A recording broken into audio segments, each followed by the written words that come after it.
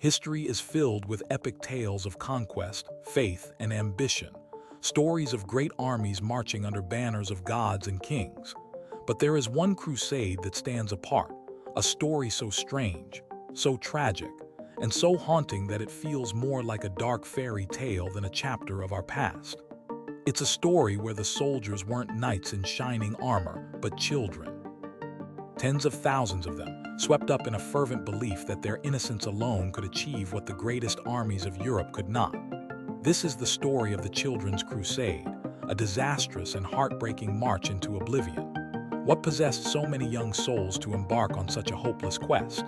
Did they truly believe the seas would part for them, and that the Holy Land would be delivered by their purity? Or is the truth even more complex and disturbing? The year is 1212. Europe is in the grip of crusading fever, yet the mood is one of profound disappointment. For over a century, the knights and nobles of Christendom had launched massive military campaigns to reclaim Jerusalem from Muslim rule.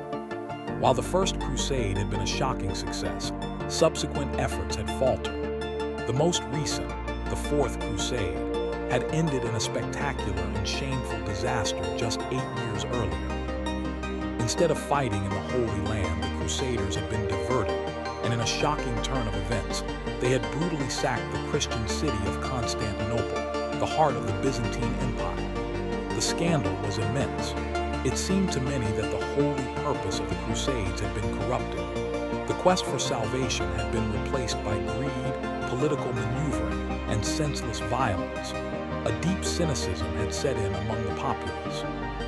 A powerful idea began to circulate, whispered in taverns and preached in village squares. The great lords and knights of the world were too sinful, too mired in worldly affairs to be worthy instruments of God's will. Their hands were stained with greed and innocent blood. If the Holy Land were to be reclaimed, it would not be by the sword of the strong, but by the faith of the pure. And who was more pure, more innocent than a child? This potent belief created the perfect storm for one of history's most bizarre and tragic popular movements. It wasn't an official crusade sanctioned by the Pope. It was a grassroots explosion of religious fervor, one that would lead to two distinct, simultaneous, and equally doomed expeditions. Our story begins in France, with a young shepherd boy named Stephen of Cloyes. Like many figures from this era, his true history is shrouded in mystery, but the legend that grew around him is powerful. Sometime in the spring of 1212, Stephen claimed to have experienced a divine vision. While tending his flock, a pilgrim appeared before him. This pilgrim, Stephen insisted, was Jesus Christ himself. Jesus gave the boy a letter, a divine decree meant for the King of France. The message was simple and electrifying. It was time for a new kind of crusade. Stephen, filled with a sense of divine purpose, left his sheep and began a journey to the royal court. He was charismatic, his eyes blazing with the certainty of a true believer. He began to preach as he walked, and his message resonated deeply with the common people, especially the young. He spoke of miracles, of God's favor for the innocent, and of a glorious destiny.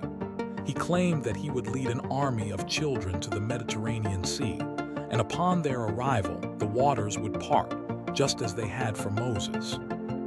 They would then walk on dry land all the way to Jerusalem, where the Saracens, witnessing this incredible miracle and the purity of the children, would immediately convert to Christianity without a single drop of blood being shed. It was a beautiful, simple, and utterly captivating promise. Soon, a crowd began to follow him. At first, it was just other shepherd boys, but his fame grew with every village he passed. The movement swelled, attracting not just children but adolescents, young adults, landless peasants, and the poor. Chroniclers claim his following grew to a staggering 30,000 people. This wasn't a disciplined army.